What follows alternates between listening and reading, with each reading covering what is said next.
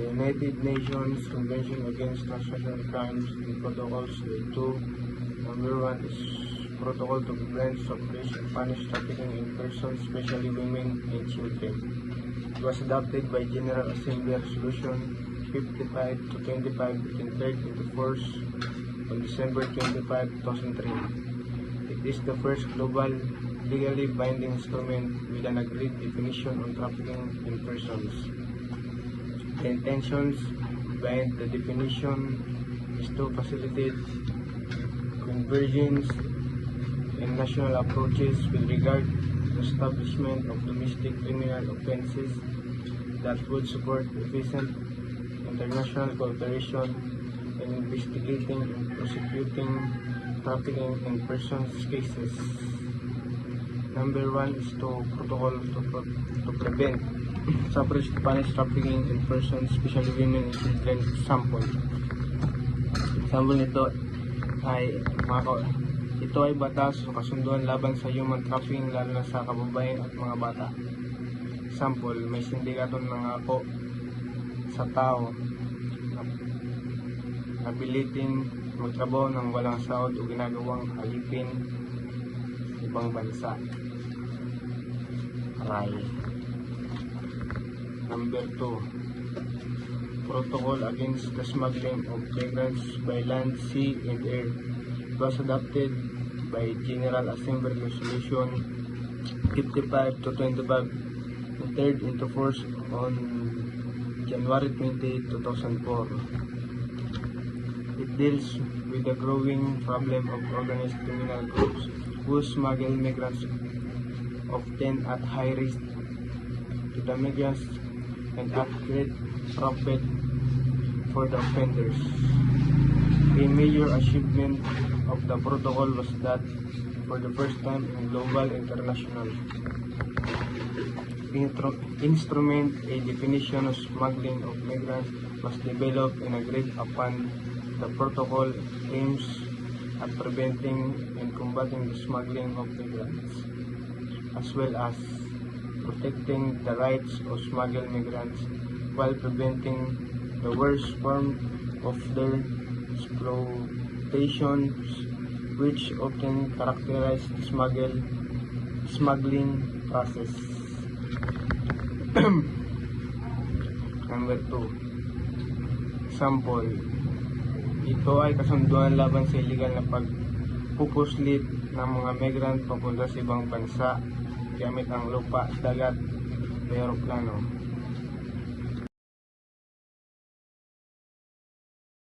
Ibang bansa kapalit ng pera. Delikado ang migrant smuggling dahil maaaring malagay sa panganib ang buhay ng mga migrant at maabuso sila ng mga kriminal. At mga layunin ng protocol ay ang pigilan ng illegal smuggling at protektahan ang kaligtasan ng mga migrant.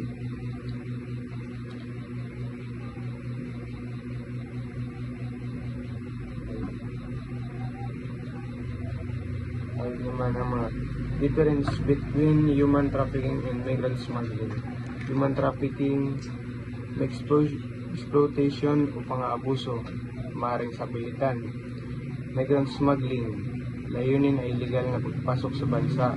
Kadalasan may paintulot ng migrant, karaniwang nagtatapos sa makapasok sa pang bansa.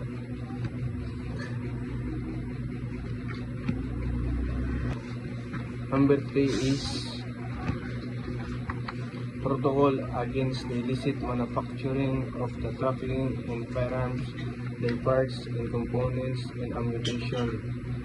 Countries that become parties to the convention itself become parties to any of the protocols. It was adopted by General Assembly Resolution 55 and 255 of May 31, 2001. It entered into force on July 3, 2005. The objective of the protocol, which is the first legally binding instrument in small arms that has been adopted at global levels, is to promote, facilitate, and strengthening cooperation among states parties in order to prevent, combat, and eradicate the illicit manufacturing of the trafficking in firearms, their parts and components, and ammunition. Ito po itong number 1. Itong number 3, Protocol Against the Illicit Manufacturing of the Trafficking in Firearms, their parts, components, and ammunition. Example, ito po yung mga kasunduan ng mga bansa upang pigilan ang illegal na paggawa ng baril, pigilan ang pagbenta, smuggling ng armas, palakasin ang kooperasyon ng mga bansa laban sa krimen. Ito ang mga layunin nito is maiwasan ang pagpalaganap ng illegal firearms, mabawasan ang karahasan ng krimen, maprotektahan ang publiko. Example, may sindikato na lihim na gumagawa ng baril at ibinibenta ito sa mga kriminal o rebelde. Ito ay illegal firearms trafficking.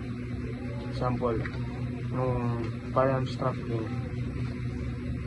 may nakapasok na armas sa ibang bansa nang walang permit gamit ng barko o truck.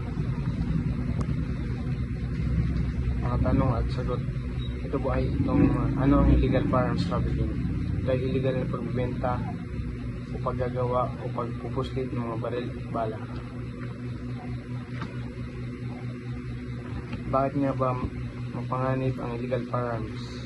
Dahil ginagamit ito sa krimen tulad ng robbery, terrorism at murder.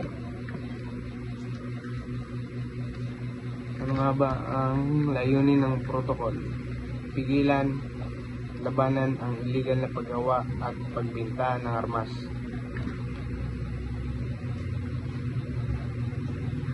Asian Declaration on Transnational Crime have resolved to confront the problem of transnational crime through the following measures: strengthening the commitment of member countries to cooperate at the regional level in combating the transnational crime.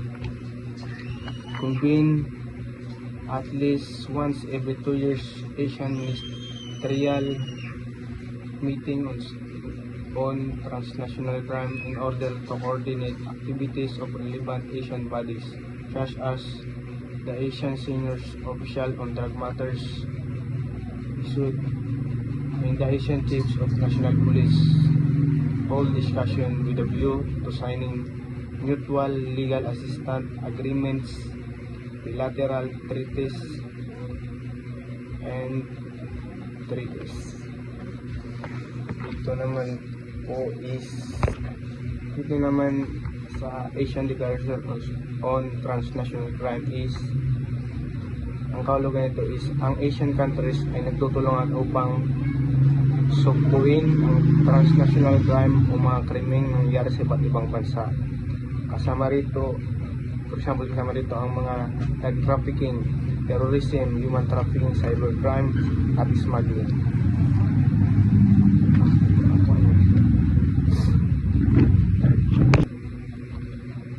Itong mga hakbang ng Asian. Number 1 is strengthening cooperation. Palakasin ang pagtutulungan ng mga member countries laban sa krimen. Example, nagbabahagi ng impormasyon ang mga bansa tungkol sa wanted criminals. Convene meetings. Regular pupulong ng Asian upang pag-usapan ang mga problema sa krimen. Example, nagkakaroon ng Asian meetings tungkol sa drug trafficking at cybercrime. Example ng hold discussion and agreements. Gumawa ng legal agreements ang mga bansa upang mas madaling mahuli ang mga kriminal. Example, kapag may kriminal na tumakas sa ibang bansa, tutulungan ang pulis ng dalawang bansa para mahuli siya. Halimbawa, tatanong ka, ano ang transnational crime? Ito ay krimen na ginagawa sa higit sa isang bansa. Bakit mahalaga ang Asian cooperation? Dahil mas madaling masugpo ang krimen kapag nagtutulungan ang mga bansa. Magbigay ng halimbawa ng transnational crime: human trafficking, drug trafficking, terrorism, at cybercrime.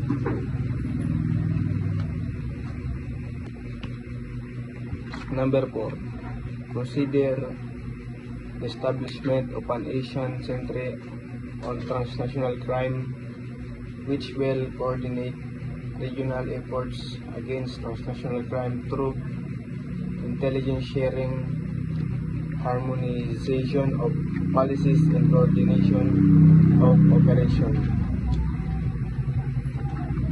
Example nito, yung mga nagtatayo ng sentro tutok sa paglaban sa transnational crime.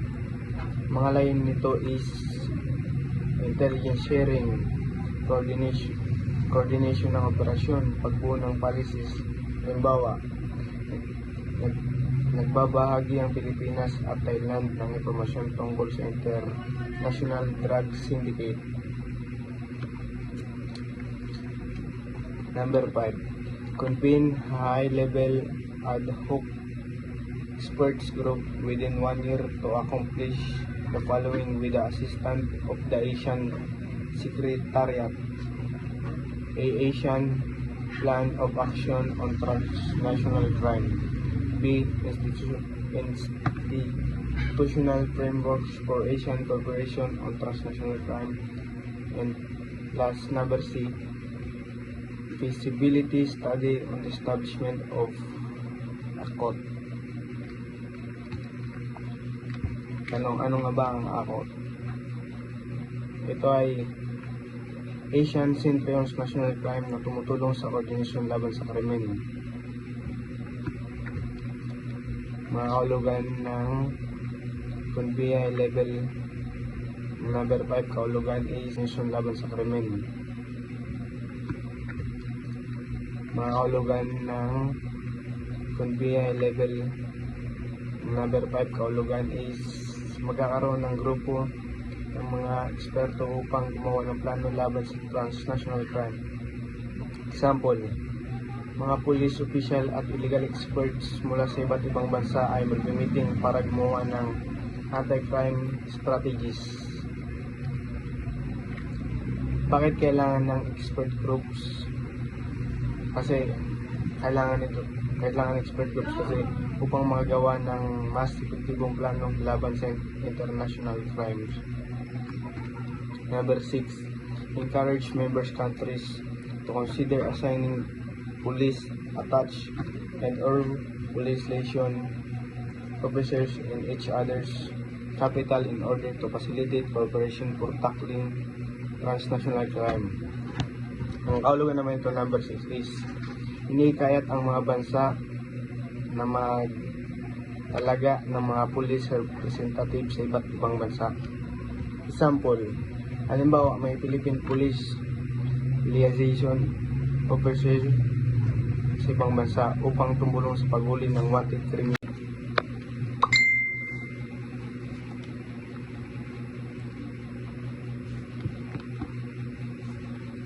Number 7 is encourage networking of the relevant national agencies or organizations in member countries dealing with transnational crime to further enhance information exchange and dissemination. Number 7 example is, yung mga kahulugan nito is pinapalakas ang ugnayan ng mga ahensya laban sa krimen. Example, papalitan ng mga informasyon ang pulis o mga immigration at custom agencies. At bakit nga mahalagang information sharing? Dahil mas mabilis matutukoy at mahuli ang mga kriminal. Number 8. Expand the scope of member countries' efforts against the transnational crime such as terrorism, illicit drug trafficking, arms smuggling, money laundering, traffic in persons, and privacy, and to request the Asian Secretary General to include these areas in the work program of the Asian Secretariat. Ang sakop nito ng mga krimen is yung mga terrorism, attack trafficking, arms smuggling, money laundering, human trafficking, at piracy. Halimbawa, nagtutulungan ng Asian countries laban sa online scams at illegal drugs. At ano nga ba ang money laundering? Ito ay pagtatago o paglalabas na legal ang pera galing sa illegal na gawain. Number 9. Explore ways by which the member countries can work closer with the relevant agencies and organizations in dialogue, partner countries, other countries, and international organizations, including the United Nations and its special agencies, Colombo Plan, Bureau, Interpol, and such other agencies to combat transnational crime. Example nito is yung mga nakikipagtulungan ng Asian sa United Nations at Interpol at last ibang international agencies. Example, humingi ng tulong ang Asian sa Interpol para mahanap ang international fugitives. At ano nga ba ang Interpol? Ito ay International Police Organization na tumutulong sa paghuli ng kriminal sa iba't ibang bansa. Number 10. Cooperate and coordinate more closely with other Asian bodies such as the Asian Law Ministers